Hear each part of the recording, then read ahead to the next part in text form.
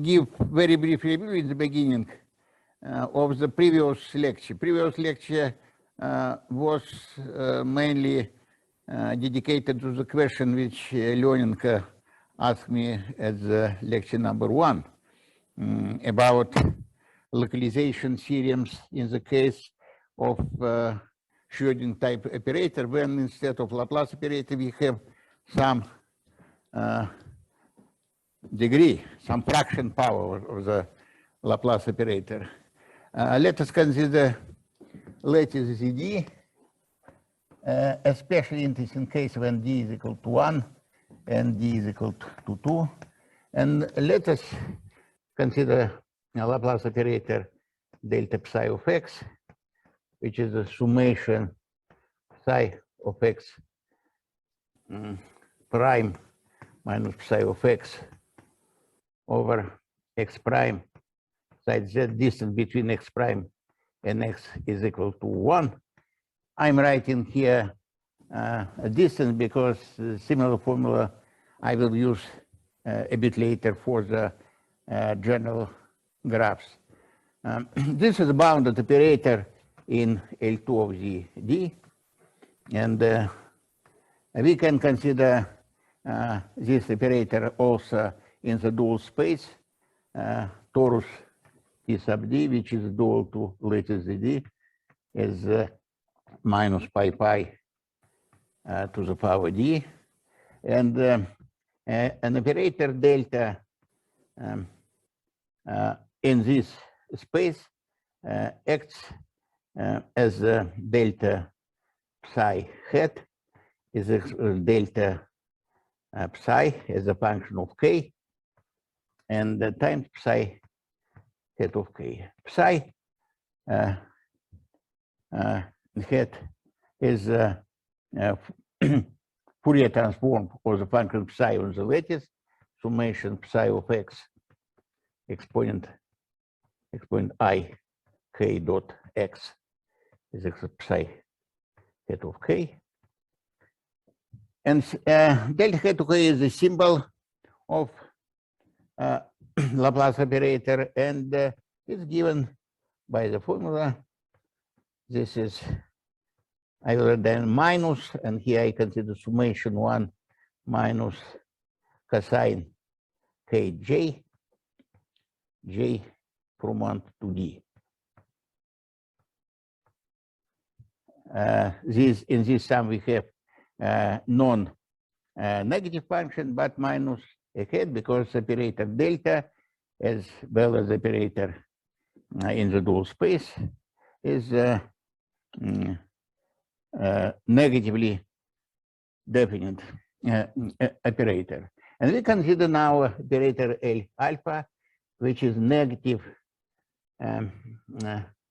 delta to the power alpha over 2, where alpha over 2 is when alpha is less than 1 and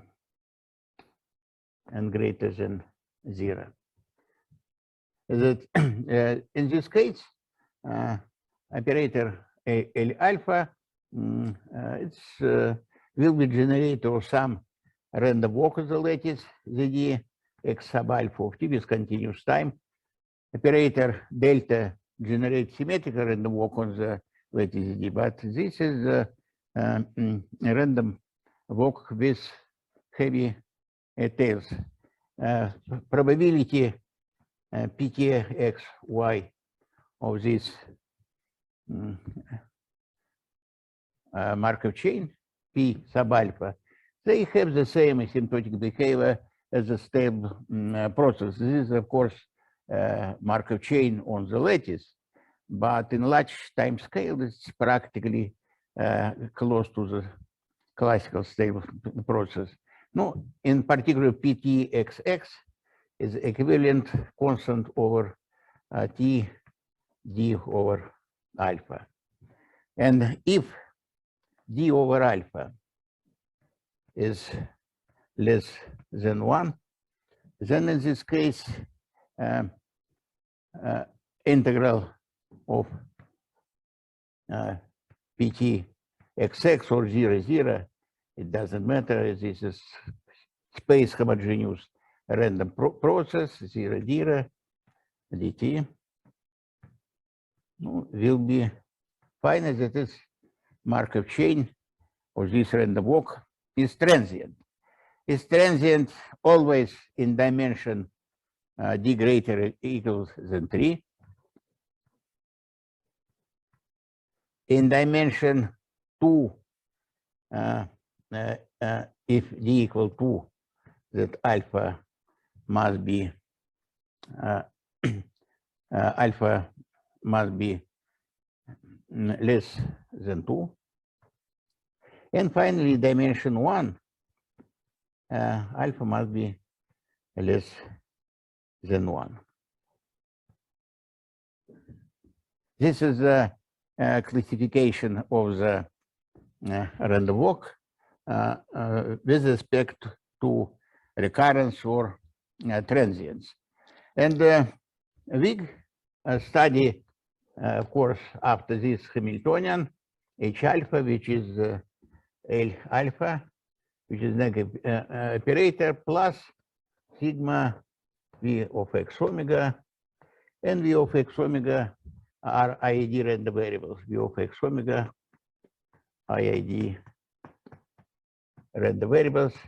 In the future, when I will consider general graph, I will consider simplest case normal 0, 1. It's possible to consider uniform distributed random variables on the -1 + 1. This is a called Anderson model. Sigma, a constant which measures the strength of the potential coupling constants. Large sigma correspond to very noisy situation. Small sigma must be close to the regular to the regular behavior. There is general conjecture by Anderson, at least for in the case when we have simple operator delta, he did discuss fractional powers, that such operator H alpha, has pure point spectrum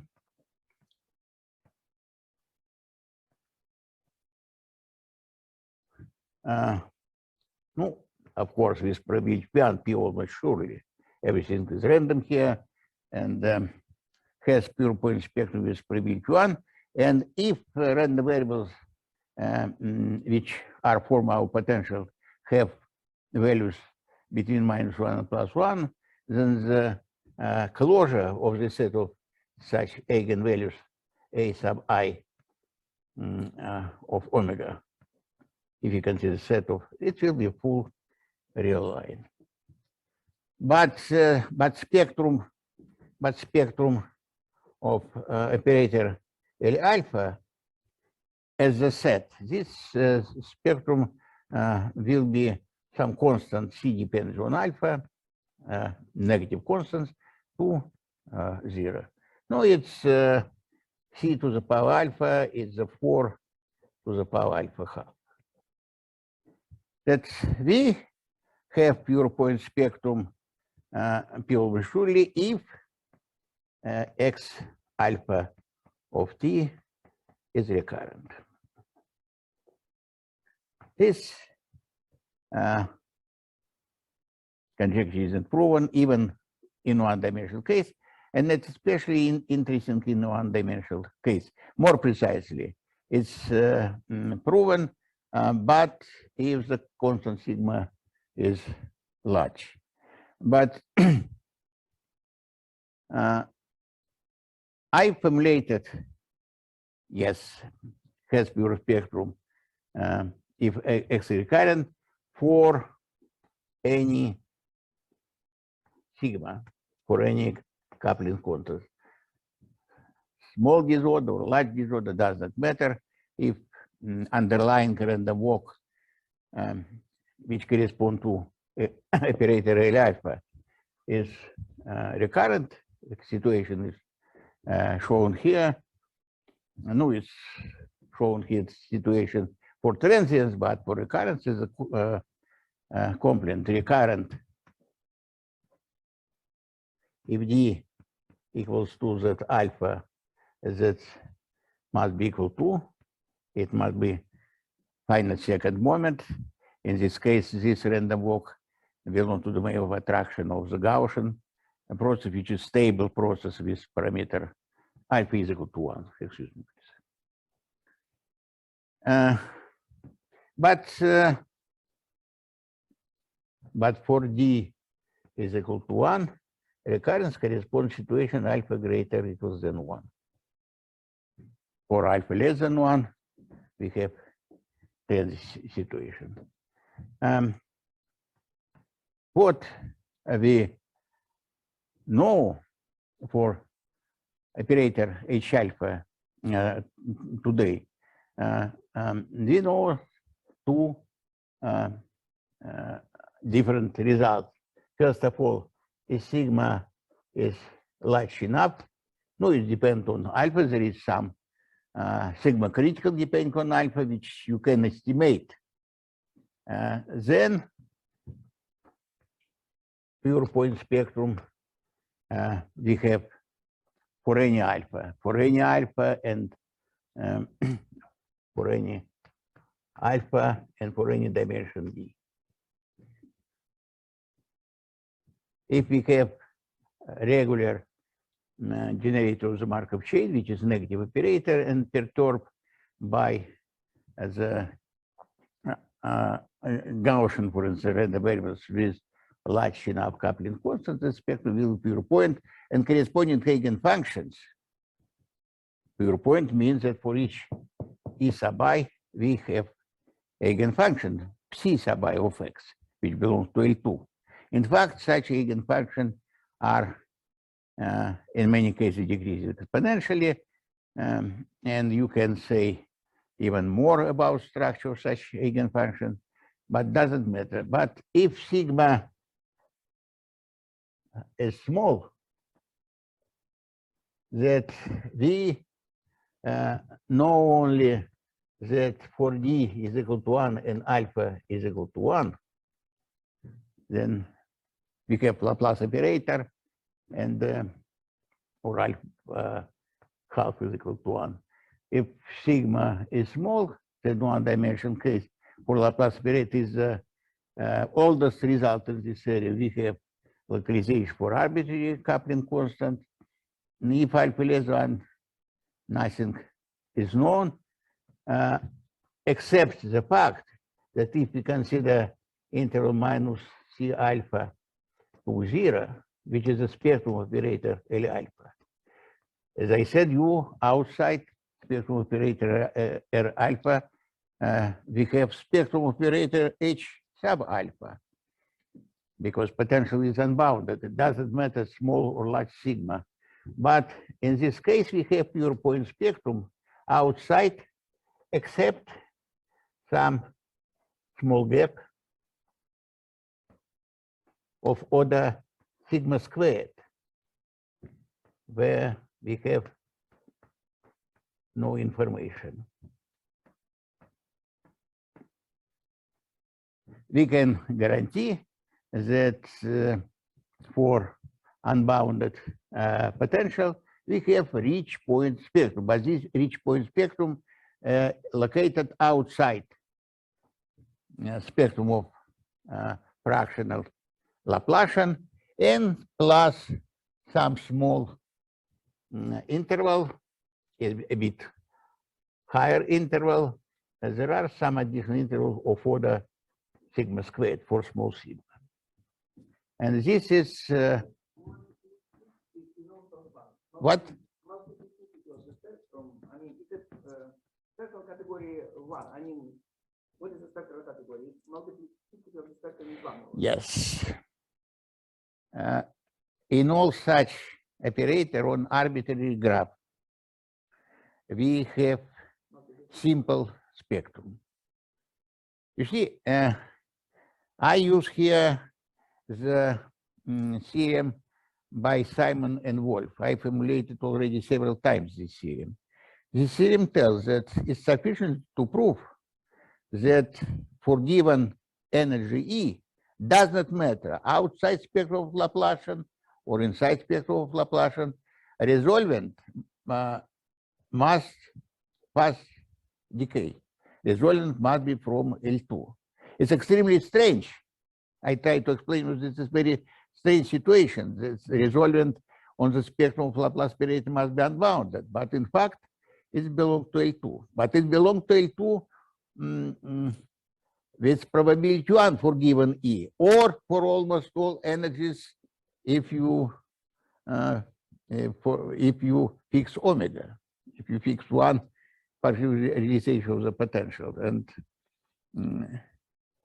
but Simon-Wolf theorem tells that if you have square integrability of the resolvent, and if the multiplicity of the spectrum is equal to 1, that is, this operator is so-called cyclic operator.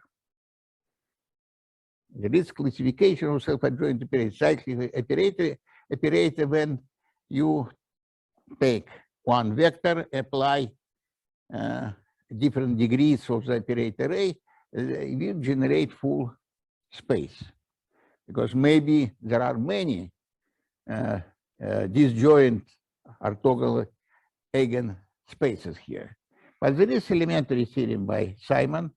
It's practically observation. It's one page note that in very wide situation, we have is if we have localization, the spectrum necessarily is simple, and not simply simple, but it's cyclic operator. But operator L alpha by itself is not cyclic, of course. But I repeat one more time. It's cyclic if we have localization. Nobody knows what happens outside domain of localization. No, Anderson said that maybe we have here absolute continuous spectrum, but absolute continuous spectrum typically has infinite multiplicity. No, for instance, if we consider Laplace operator discrete or continuous, that eigenfunctions are generalized eigenfunctions, some sinusoidal waves, and of course we have here infinite multiplicity. No, this is a technical question, but it's exactly.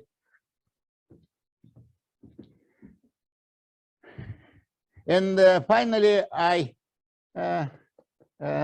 want to say you that there is one paper, and even I don't know where it was published, but it definitely was published, a paper with students, this one of joint students, but by Simon, myself, with this Wojciech Jakcic, well-known today specialist in for the random operator and statistical physics, and he is working in McGill University in Montreal. And we published with Jakcic many years ago, at the end of 90s, the paper when we studied one-dimensional operator, an operator H, which was summation psi of x plus z minus psi of x times a of z. Z is not equal to 0 plus sigma v of x. But our assumption was that a of z have heavy tails, power tails, but a of z was some constant or smaller equals than constant over 1 plus absolute value of z to the power beta, and unfortunately beta here was greater than 5 or something like this, maybe 6. It's not stable because in the stable case, if you have L alpha, then a of z will have the will go for the constant divided by z to the power in dimension 1 plus alpha. and is in alpha less than 2. Unfortunately, but at least this is a non-local operator with heavy tails.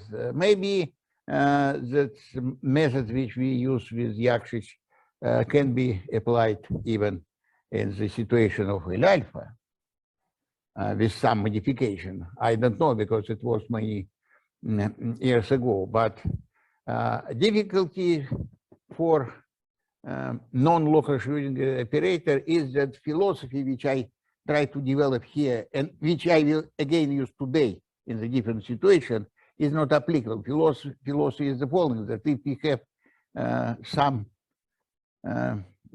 quantum particle which motion is described by Laplacian or something like this, some operator, and we perturb this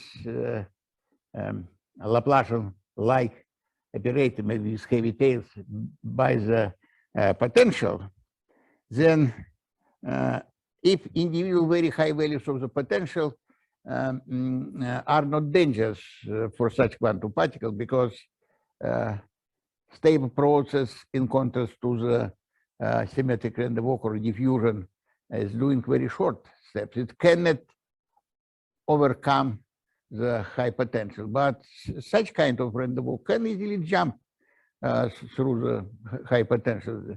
It don't need tunneling. Tunneling is a classical concept related to the idea that quantum particle is moving in some sense continuously. This is not mathematics, this is physics, but intuition here is very clear. But we construct using a potential for arbitrary sigma. If we, for instance, have Gaussian potential, we construct barriers which are extremely long. Barriers must be very wide. In this case, quantum particle must make very long jump, but very long jump have small probability. But maybe it's technically, especially today when we have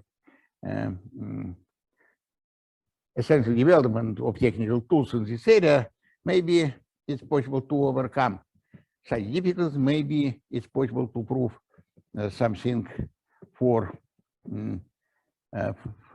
such kind of operator, at least for alpha close to 2. But what is the example? Student generator, I mean, student distribution, of course, I mean, it's a student generator. What is the example of that? What? What's the example of this theory? You mentioned this paper when legalizing inside. Do you have example of operator? No, just exactly this operator. Yes, but this is kind of, you see, in such kind of theorems, I never used for large coupling. Stable generator, but in this case, what kind of example, typical example? Yes. Look, I never used proving the theorems that there is localization outside spectrum of Laplace operator at some distance, or complete localization for large sigma. I never use here that L alpha is the particular fractional power of Laplace operator. It can be arbitrary non-local operator with condition of A of z. The sum of A of z must be finite. Maybe in some power gamma which is less than 1. Something like this. It's A of z has power decay. And this is exactly what is going on here. It's power decay. But unfortunately, in the case of L alpha decay is slow, 1 plus alpha. But we have here degree here 5 or 6, something like this. Okay, I stop here. This is it was the topic of last lecture, and I.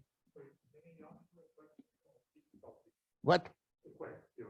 So yesterday You were mentioning relationship with Ising model about the conjecture relationship. Okay, So, come here. yes, sir. So you were mentioning a paper by Dyson on Ising model. What? A paper by Dyson on Ising model and the relationship. Ising model. Yes. Yes. Can you say? Okay. Okay. Yes. Sorry. Yes. But I will discuss Dyson model. Look, my next lecture, if I will finish today lecture, if I will finish what I expected to finish today, my next lecture will be about hierarchical model.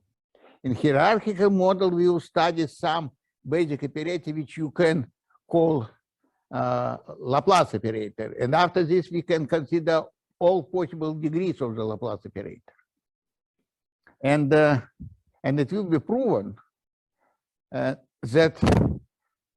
if you perturb fractional power of hierarchical Laplacian by potential, so say Gaussian potential with arbitrary coupling constant, that in any dimension, we have complete localization for any dimension, for any coupling constant, and the development of ideas by Dyson.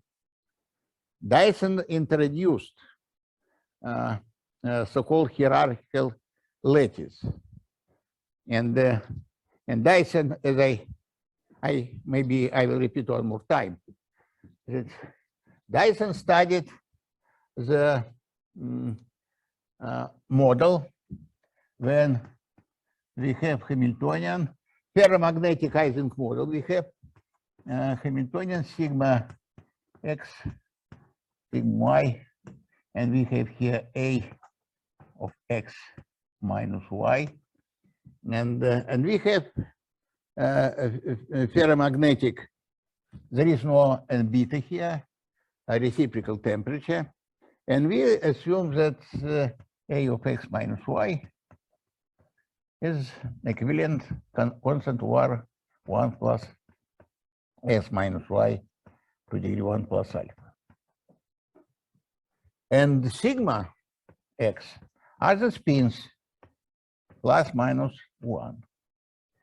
No, this is summation for x and y. Of course, it's necessary to understand that in the very beginning we have some finite volume, maybe with some periodic conditions. In this case, Hamiltonian is well defined, and we consider statistical sum exponents z, h of x, y, and blah blah blah, and after this,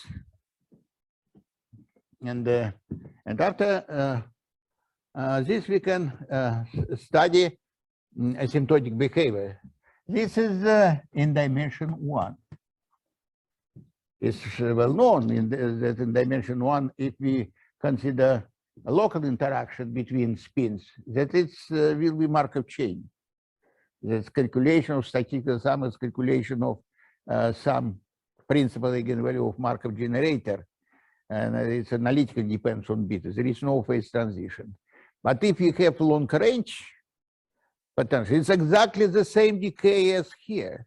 Then there exists magnetization, like in the regular for as usually if beta is small, that its temperature is high, then everything is correlation decreasing fast enough, we have ergodic situation. But for low temperature, that spins decided to be more or less equal. There are two phases, when in one phase with probability greater than 1/2 spins are positive, +1, and or negative. There are two phases. And in the limit, if beta tends to 0, we have two different steady states, and this is a phase transition. And I believe that this mechanism and what we are doing here are closely related. But in the hierarchical,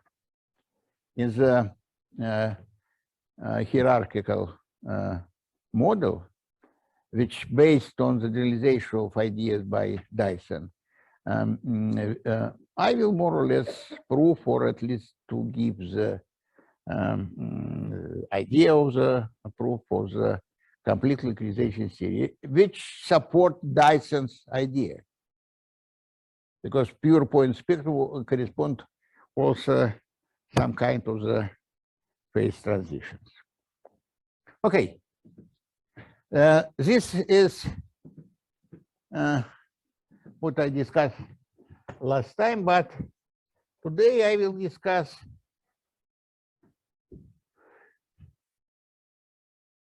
different situation. I will discuss in the very beginning general graph. As if we have some graph gamma. For each point x belong to gamma, we can consider nearest neighbors, x prime. And I will assume that nu of x is number of nearest neighbors, which also calls degree of the vertex S, less or equal than n. Now, for instance, in two-dimensional lattice, each point has 4 nearest neighbors. We can consider L2 small of the graph gamma, and we can consider Laplace operator, which is delta psi of x. It will be bounded self-adjoint operator in L2 of gamma.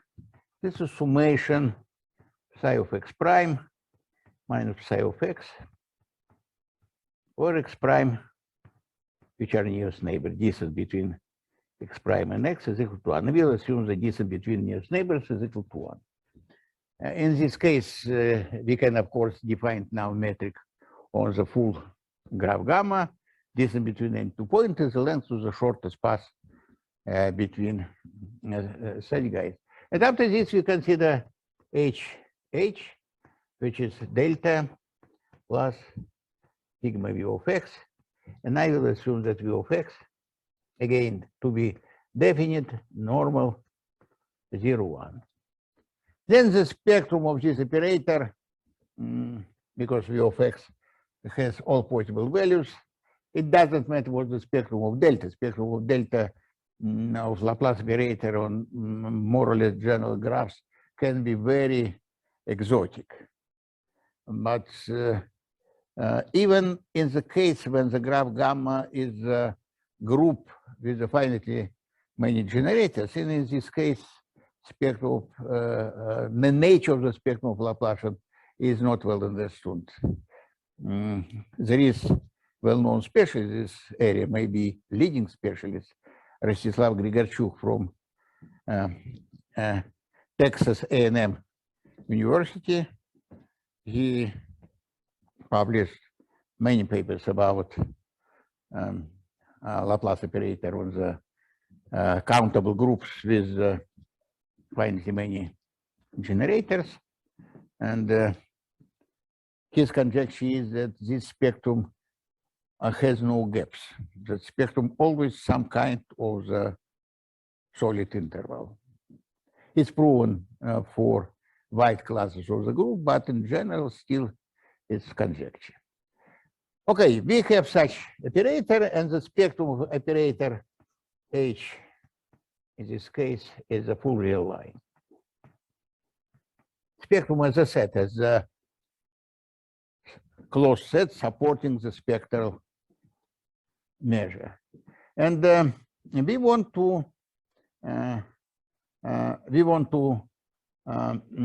find conditions for which spectrum of H is pure points, we have localization, or maybe condition for which we have no absolutely continuous spectrum. I want to recall you that if you have operator H, delta is bounded. It's very simple situation. This operator H has spectral representation, integral of the spectrum of H as a set. In our case, is a full real line, lambda, E d lambda, and E d lambda is a partition of the unity. It's standard representation of self-adjoint operator. And if we have function f belongs to A2, then we can consider measure mu d lambda, which is E d lambda applied f and then multiplied by f. In L2 there is standard dot product. This is so-called spectral measure of the element f. Measure is called absolute continuous on some interval. On the spectral axis is this measure mu sub f lambda for arbitrary f is absolute continuous on this interval. And we call the measure some interval pure point if there is on this interval dense set of the eigen values. The question about existence of absolute continuous spectrum, pure point spectrum, about phase transition, of course, in such generality probably has no big sense because there is no natural description of all possible graphs, even in the case when we have groups with finitely many generators. This is already a very complicated case. But I nevertheless will introduce some class of the graphs gamma for which we have some results. We'll call a gamma is non-percolating.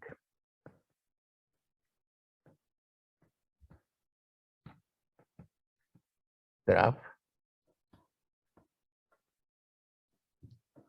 If we have the following situation, let us consider psi of x is Bernoulli field on the graph gamma, but such that psi of x for different x's are independent, and the probability that psi of x is equal to 1 is equal to p, and probability that psi of x is equal to 0 is 1 minus p, that is q. And let us consider Bernoulli field, and gamma is not percolating graph if for any p, which can be very and very small. It means that concentration of the point when our field is equal to 1 is very small. The set of x's such that psi of x is equal to 0, I will call this gamma sub 0, is the union of disjoint finite components. No, on the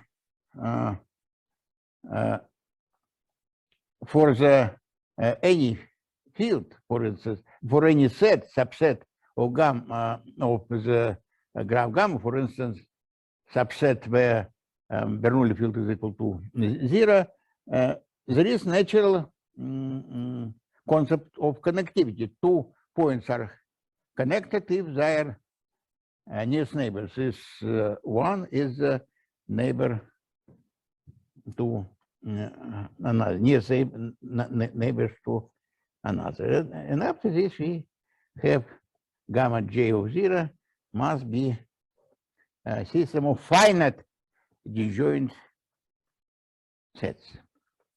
This is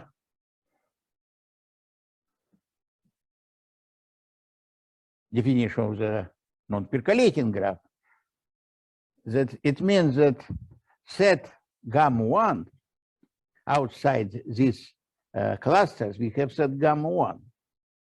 Set gamma 1 separate graph gamma onto disjoint bounded components, connected components, gamma J 0. But it must be true for arbitrary P. It means that my picture is very bad, because on my picture I have small clusters and very big set gamma 1, but it might be, of course, different picture. No, example number one. Example number one. This is simply lattice Z1. If you have Bernoulli field, that each point where x is equal to 1 will already divide a straight line into disjoint parts, left from given x and on the right from given x. If you have infinitely many such points, we have a system of the intervals. In this case, gamma 0 will be system of disjoint intervals separated by very short intervals where xi is equal to 1. But we can consider also strip. We have Z1 times, I will write down that Z sub n. Here 0, we have in vertical direction, we have here label n, this is label 0, and I must identify n and 0. We have in reality some cylinder. Along the cylinder we have n straight line, and in the cross section we have a finite set, finite interval, or one-dimensional torus containing n-capital points. It's again here, if P is small, then for arbitrary parallel, let's consider cross section as a point x. Probability in this cross section in each point we have 1 will be P to the power n. P to the power n. But n is fixed. P to the power n may be small, but we have infinitely many such points of x. As a result, we have infinitely many cross sections when we have 1. It's again, this cylinder will be divided by the set gamma 1 into disjoint finite sets. But example number 3, this is the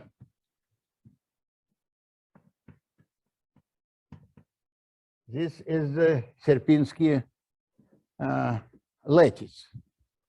Sierpinski lattice has the following form, that initial block of Sierpinski lattice is a triangle with equal sides and with 6 points, 3 points which are given by middle lines and 3 vertices. This is a graph. These circles, I have 6 circles connected by unit interval. But after this, I will start to create this lattice. I will add one triangle on the right, second triangle above. We have now new graph which contains already more points. That side of initial triangle was 2, but new triangle is 4. But after this, you can do something like this. And so on. This is standard construction. If we will compress this Sierpinski lattice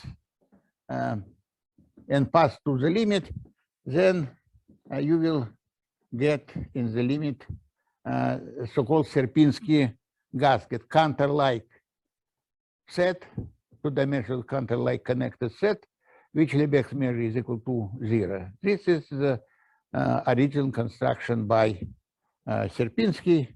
He counter set, well-known object in real analysis, is disconnected. It has self-similarity property, which is the most important property of so-called nested fractals. But this shows a self-similar object, and so on and so forth. But if we consider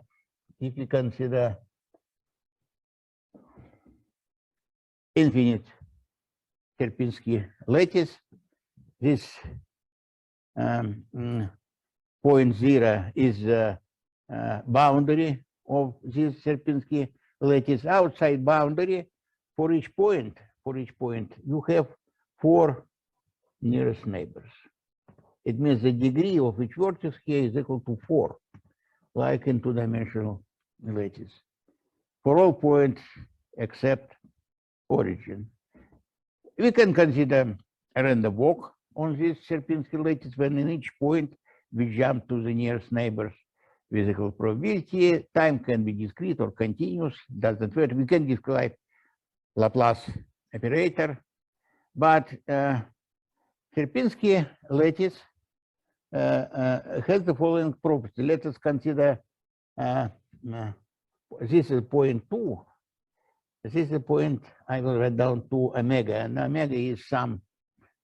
If I consider this Sierpinski lattice as a part of the complex plane, that this is the horizontal is the real axis, but second side 2 times exponent I pi over 3. If you consider now point 4 and 4 omega, after this 8 omega, then probability and consider Bernoulli field psi of x on the Sierpinski lattice, that probability that we have 1 in point 2 and 2 omega is equal to p squared. Probability that we have 1 and 1 in the point 4 and 4 omega is again p squared, and so on and so forth. And as a result, we have infinitely many such pairs, and such pairs, of course, will divide everything into the joint component.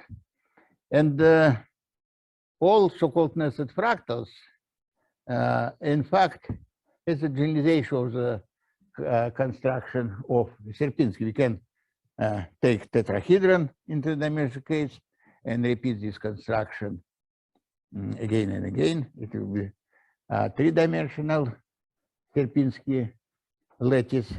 But it's interesting that for all such Sierpinski lattices, random walk, even if it constructs Sierpinski lattice in one-dimensional case, in any dimension RD, we can take tetrahedron, regular tetrahedron, take middle point of each side. It will be our basic triangle, and repeat the same construction. But always, in any dimension, a random walk will be recurrent. This fundamental property of nested fractal. It's possible to introduce dimension, spectral dimension of the Sierpinski lattice. What does it mean? We can consider Laplace operator in the finite volume. It has finitely many eigenvalues. We can consider n sub v of lambda is this is a number of eigenvalues E sub j, which are less than lambda, and some nv I will write down v sub n, for instance, is the point 0, 2 to the power n, and omega 2 to the power n. We can consider such guy divided by the volume of this set and pass to the limit if n goes to infinity. This is so-called density n of lambda. It's called integral density of states for this Laplace operator. And this integral density of state for small lambda will have the asymptotic. No, I will consider not Laplace operator by minus Laplace operator, which is a positive bounded operator. It will be some constant times lambda to the power d over 2, and this d called spectral dimension. But spectral dimension of Sierpinski lattice is something like this logarithm, 3 over logarithm 2. This spectral dimension will be greater than 1, but less than 2. And this is a general property. Or fractals, on all fractal lattices, we have recurrent random walk. We can introduce spectral dimension. It's not very difficult to even calculate this spectral dimension.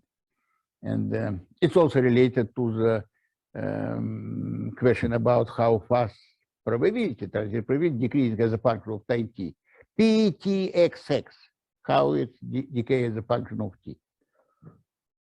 And there is natural concept of spectral dimension, this spectral dimension between 1 and 2.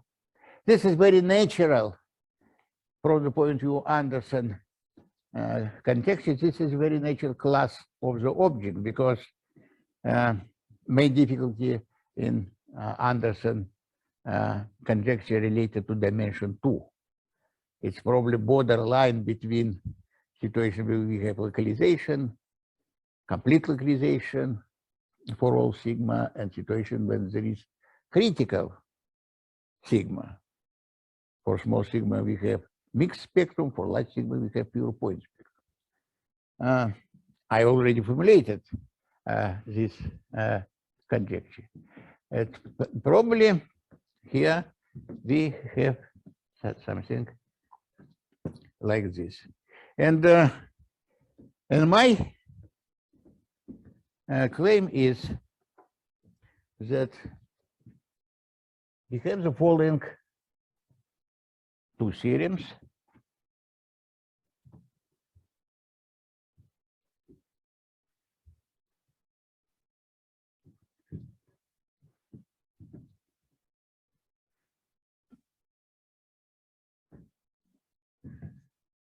Theorem number one.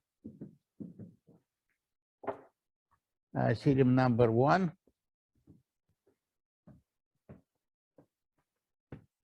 is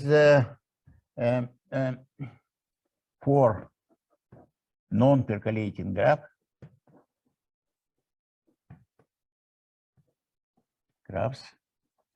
operator HH, which is the delta plus sigma v of x, has no, and v of x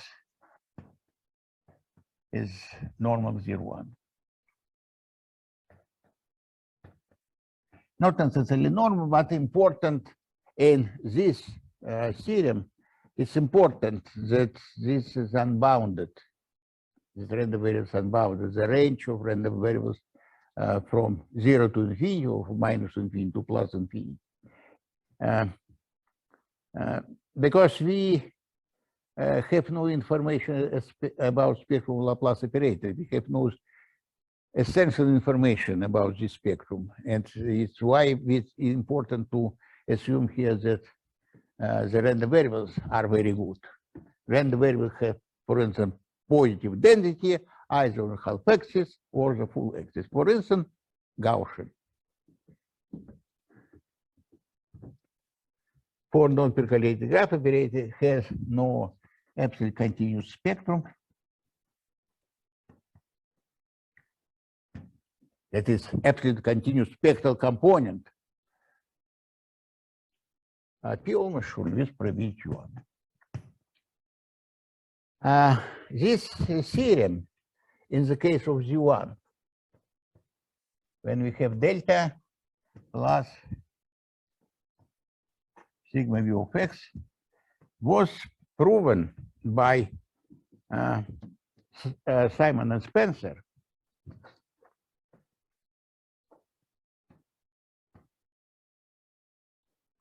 By Simon and Spencer in the following form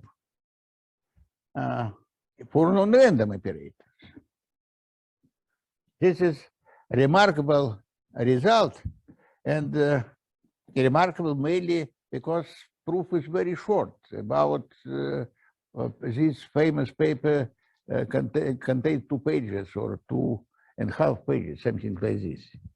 That if assume that arbitrary potential v of x, not random, and if lim sub of v of x, absolute value of x, is equal to plus infinity if x goes to plus infinity, and equal to plus infinity if x goes to negative infinity, it means that simply potential is unbounded. It's unbounded in left direction and unbounded in the right direction. Then there is no absolute continuous spectrum. If potential is only unbounded in one direction, then it is not true. For instance, it is not true in continuous case and discrete case. Assume that potential v of x, something like this. You have potential v of x in one direction tends to 0, in another direction tends to plus infinity. Then it's unbounded potential, but it's unbounded only in one direction, in the right direction of my picture. Then in this case, spectrum is absolute continuous, but has multiplicity 1.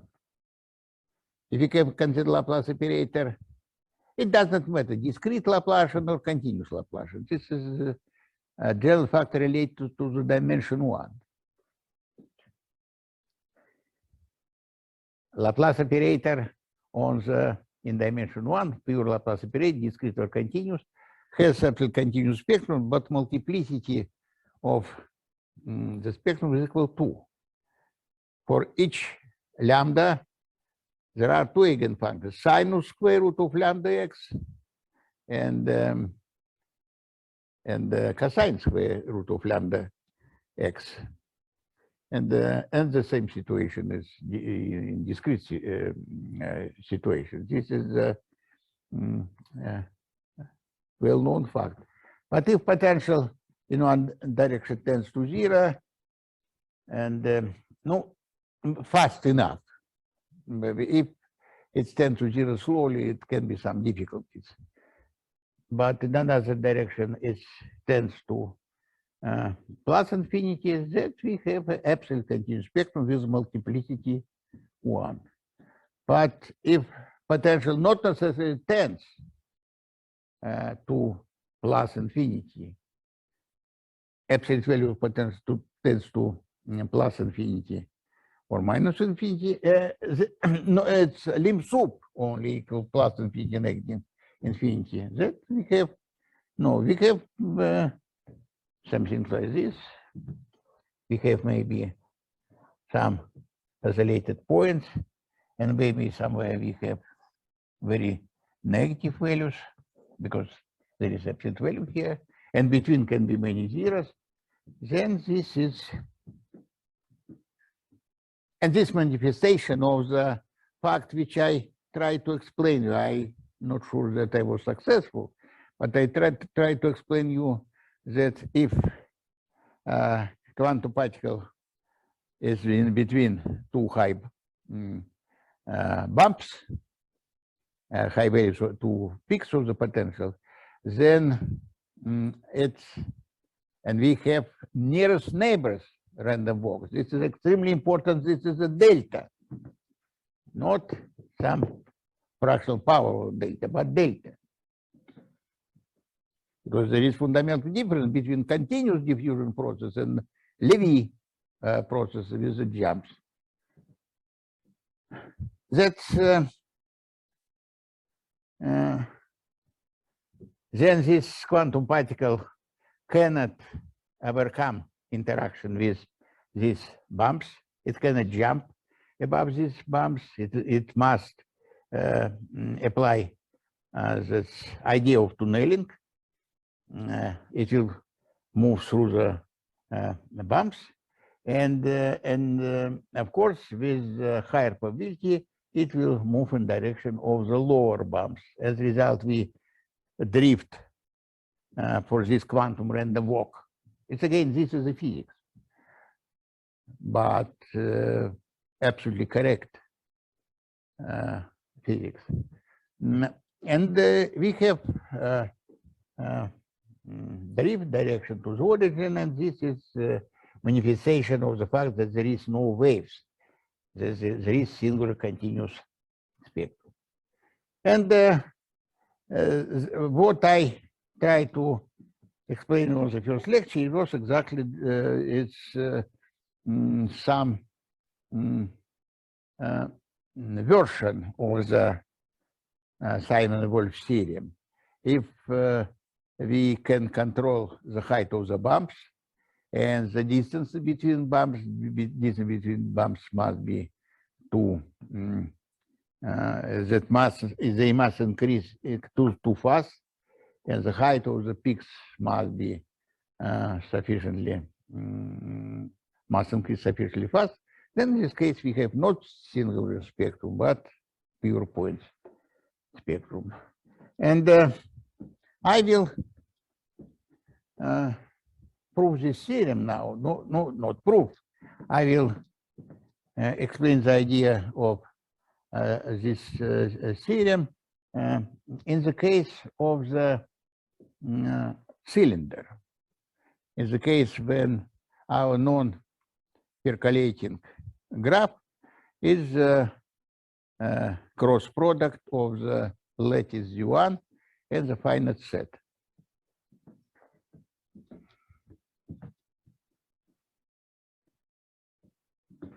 I will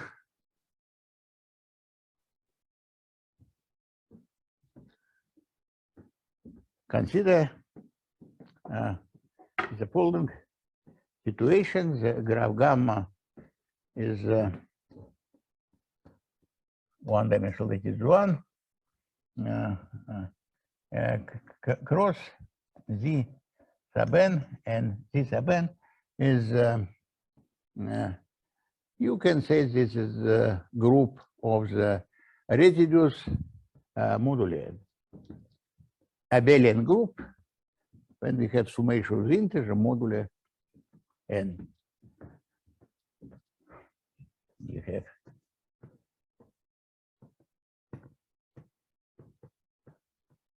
and but Laplace operator now jump to the nearest neighbors. Each point and here has 4 nearest neighbors, but label 0 in fact identical to the label n. This is not stripe but the cylinder, and as I said, there are infinitely many such for arbitrary m greater than 0. Let's consider set of x's belongs to gamma such that absolute value v of x greater than m. Gaussian field is unbounded, and let's consider a set where my random variables are large in absolute value. No probability that this absolute value of v greater than m is some delta sub m. Of course, it's very small if m is large.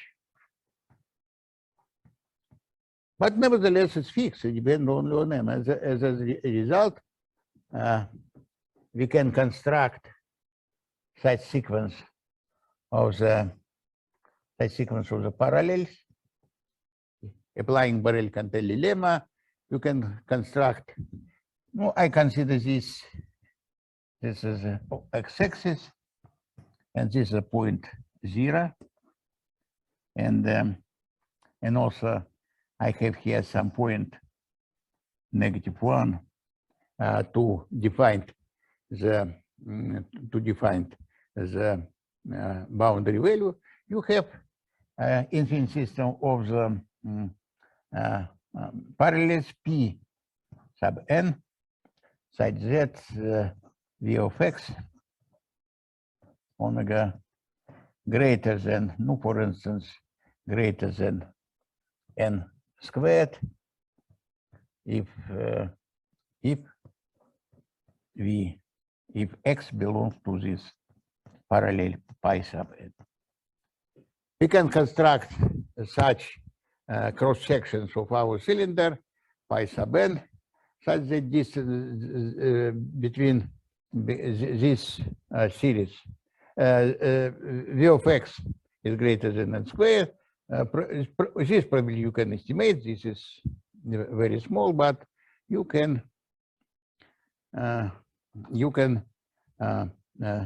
have infinitely many such guys, and you can estimate the distances between such belts. Such belts where potential is very large are, no, it's not necessarily, okay, let's assume that n squared, and I will consider the summation 1 over mn. This n squared is my mn, is finite.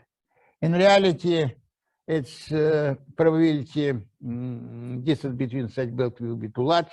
It's better to consider a bit wider belts, such that the distances between belts will increasing only exponentially. But I don't want to discuss technical details. This is there are here many options. We have graph, and in this graph we have some belts, and quantum particles can move through this belt only due to nailing, and probability of such tunneling is extremely small. And with higher probability, it will have tunneling in the left direction. I repeat one more time the same sentence. And after this, like what I showed in one dimension in first lecture, and what is written in several publications in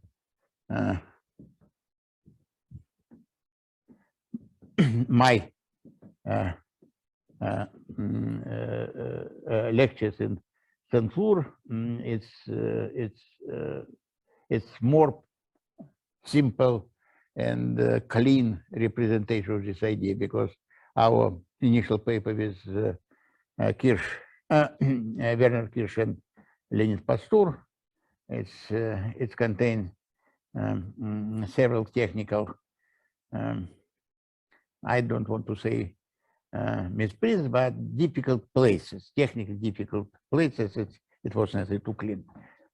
There are several publications where you can find everything, but idea is idea which I already formulated here several times. You have some blocks, main blocks. Between main blocks, we can we will not use any information about potential. Of course, in this particular case, when we have independent identity distributor in the variables, there are many other opportunities here.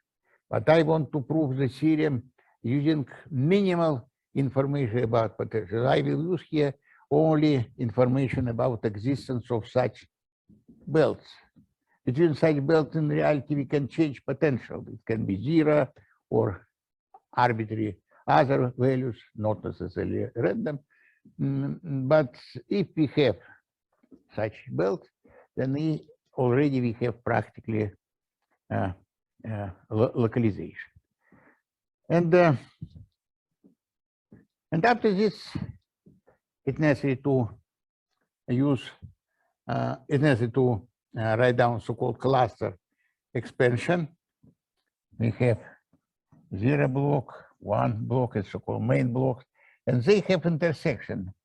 Block 0 includes this belt, and block 1 includes the same belt. They intersected along the belt.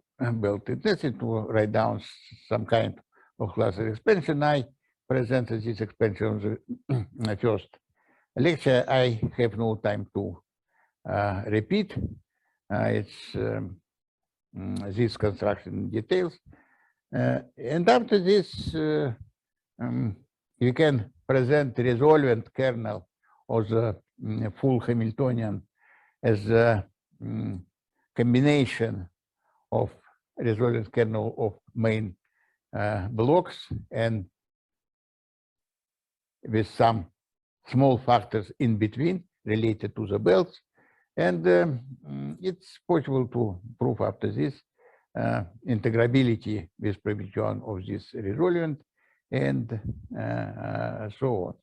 This mechanism which I formulated already here in dimension 1, this mechanism is absolutely general, and this mechanism which works in arbitrary non-percolating graph. We must divide the phase space of the quantum particle into some areas when the particle lives very long time before tunneling through the belts, and tunneling mainly goes in direction of the lower belt. This is, I want to say you only that this theorem, which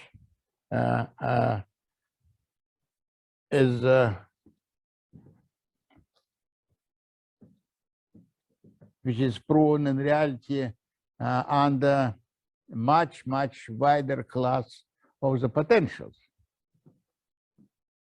It not necessarily assume that potential is random at all. We can consider arbitrary system of the belts.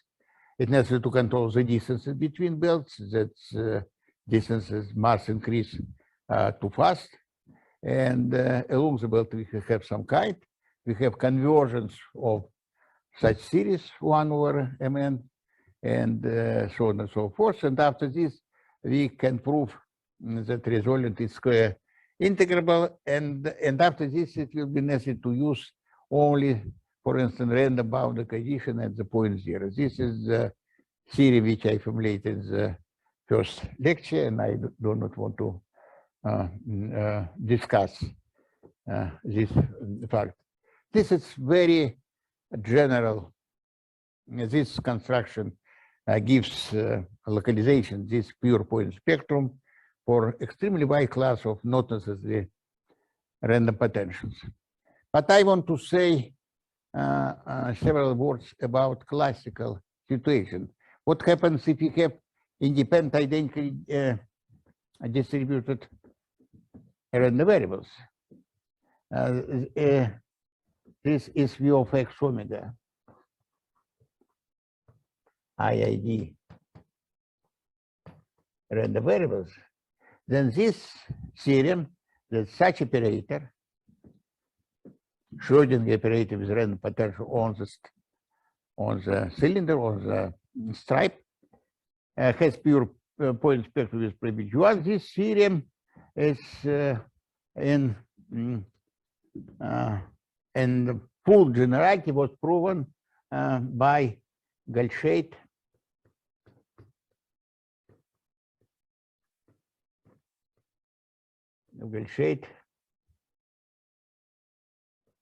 and Margulis,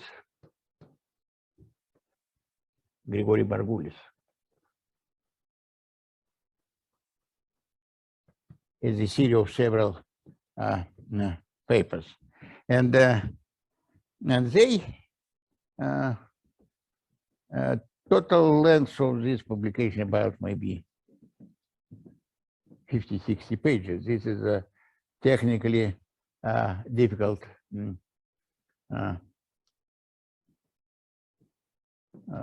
the papers, but it has the following the following idea. Let us consider psi of x, where x belongs to Z1. This is a vector which contains value of our psi function and along the vertical cross section through the point x. This is a vector which contains psi of x I and I between 0 and n with identification 0 and n. This is our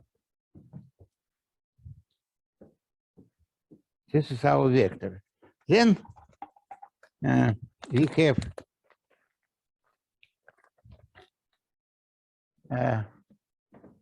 for such vectors, we can write down the following recursive formula. Our equation for eigenfunction, we have the following psi of x plus 1 plus psi of x minus 1 plus some matrix which is depend on x, which is n times n matrix times psi of x is equal to lambda psi of x. This is one-dimensional Schrödinger type operator, but for vector function and with the matrix potential. This matrix potential must be self-adjoint. Q is equal to Q star. And after this, let us consider that vector psi of x, psi of x minus 1, psi of x, psi of x. And let us transition from, let's consider transition for this vector. This is vector, it belongs to R2n. It contains, it's column vector containing n component of psi as a point x minus 1 and n component. And this psi of x plus 1. This and transition from one vector to another vector is linear, of course, and it's this second vector is some matrix A sub to n of x, matrix 8 to n times this psi x minus 1 psi of x.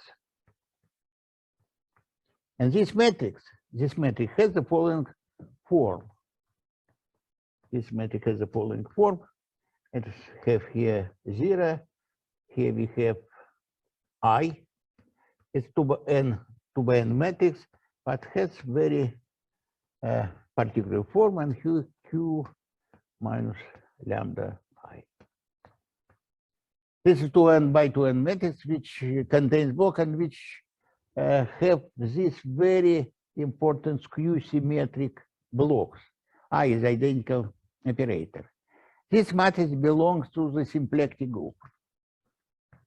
Symplectic group of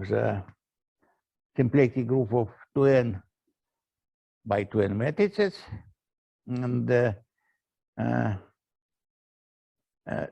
definition of symplectic group is the following. I want to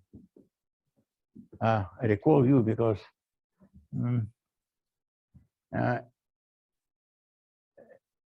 there are many probabilistic problems related to the symplectic group, and one of the problems is the study of diffusion process of symplectic group, or study the product of independent symplectic matrices. But symplectic group of 2n by 2n matrices has the following definition. This element S belongs to the symplectic group if the following is true. S star conjugated matrix times matrix J times S is equal to J. And J matrix is a skew symmetric matrix 0, I magnify 0. And this is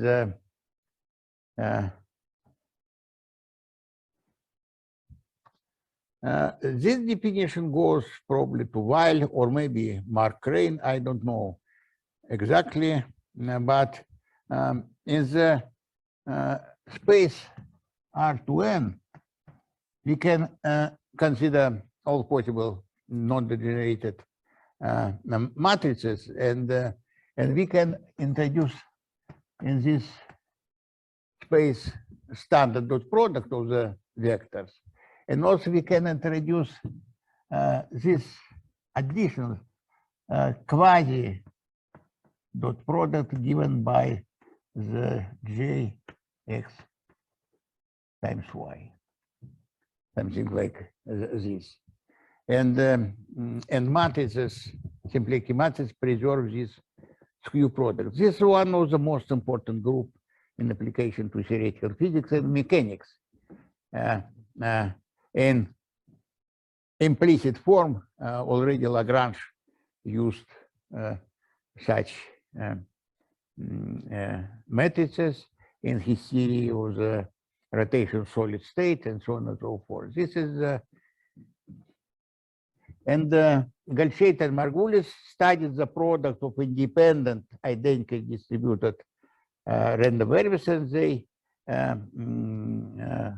constructed this complete set of so-called Lyapunov exponents, and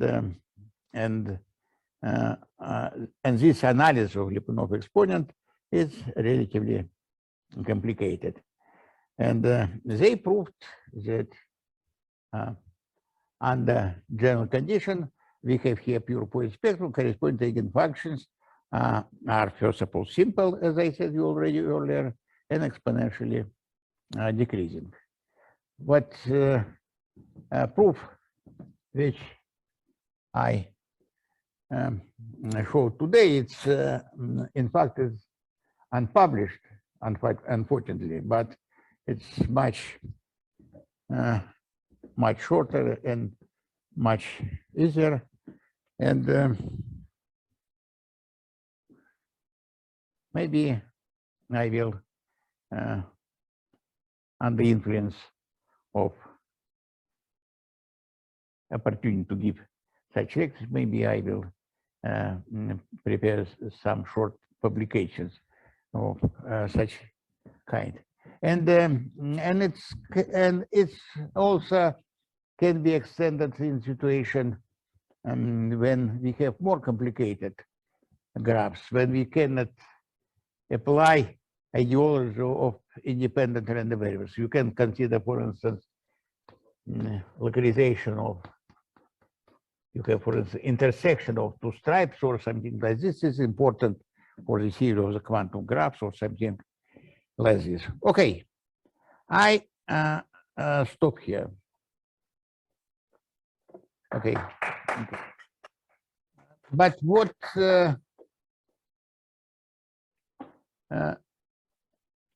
there are two opportunities. Of course,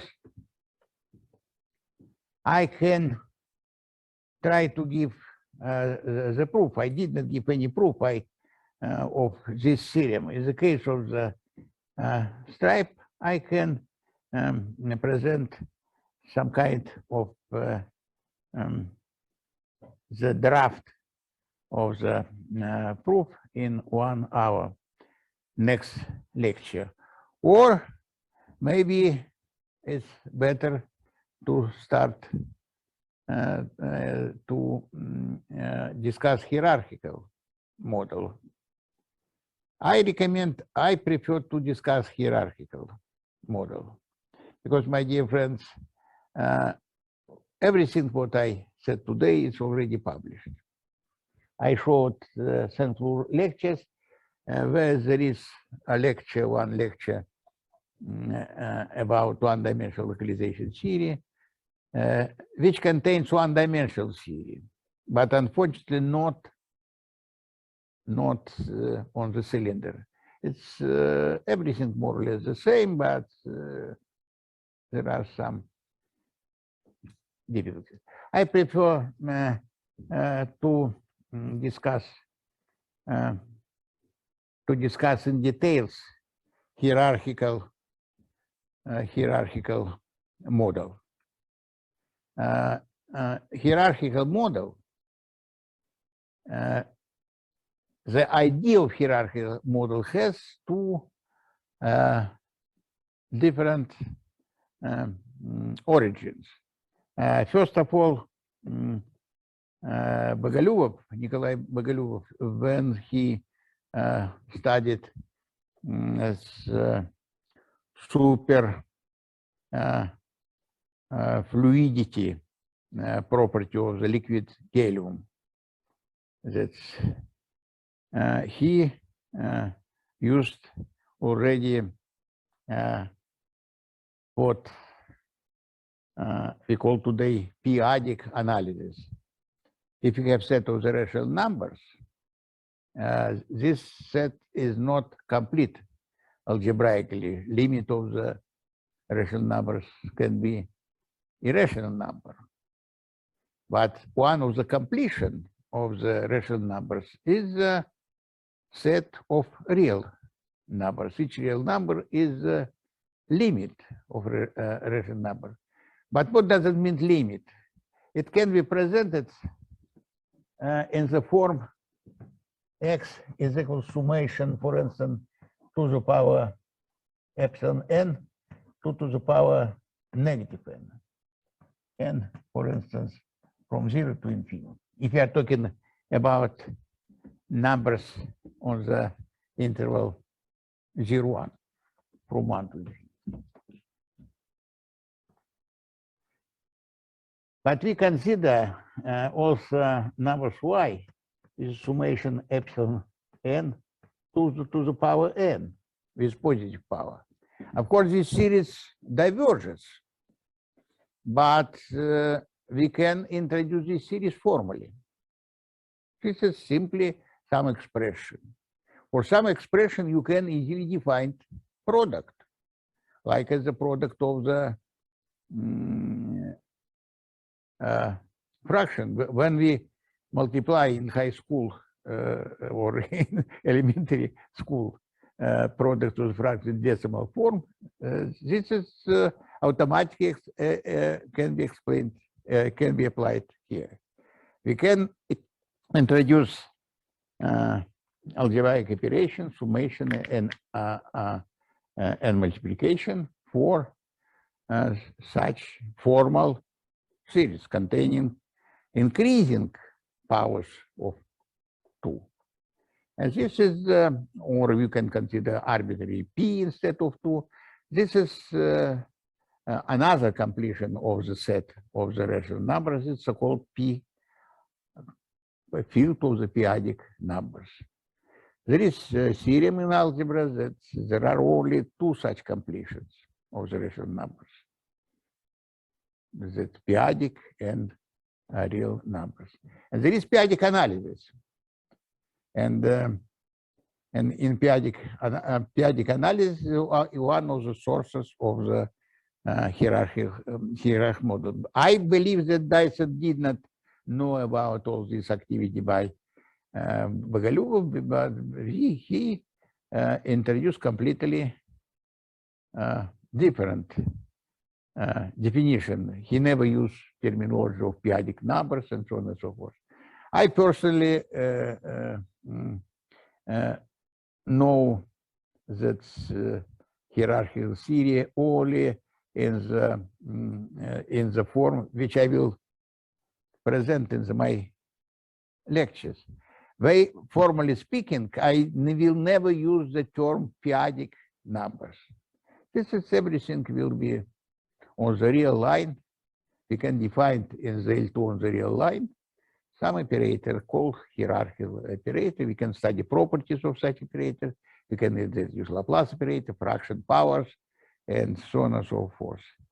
There are several groups working in this area. This is one group is Alexander Grigoryan, who was head of mathematics department in London for many years, but now he received much better position, financially much better position in Germany, University of Bielefeld, and he and his group working on the hierarchical systems. There are two groups in the United States and so on and so forth. Now, I will probably start hierarchical model. These hierarchical models are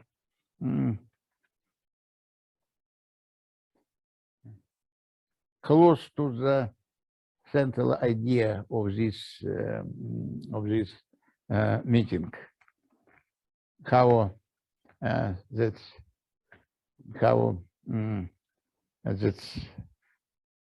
fractional powers can change or may in some cases not change the conclusions in the spectral theory, in quantum mechanics, and so on and so forth. I will start Wednesday, and I will try to move slowly and explain everything, because in this area there is only one publication, and very recent publication. There are many publications about hierarchical Laplace operator, but I will discuss not hierarchical Laplace operator. It will be only educational part of my lectures. I will concentrate mainly on Schrödinger operator, but here still there are many open questions, and this is very interesting and very modern. Last summer, I was invited to give the talk at there are international congresses in periodic analysis. They consider this is a part is independent on traditional mathematics, but what I will try to explain you, it will be more or less elementary theory. I will start from Laplace operator, and after this we'll go to Schrödinger operator and so on and so forth. Okay, that's all for today. Okay.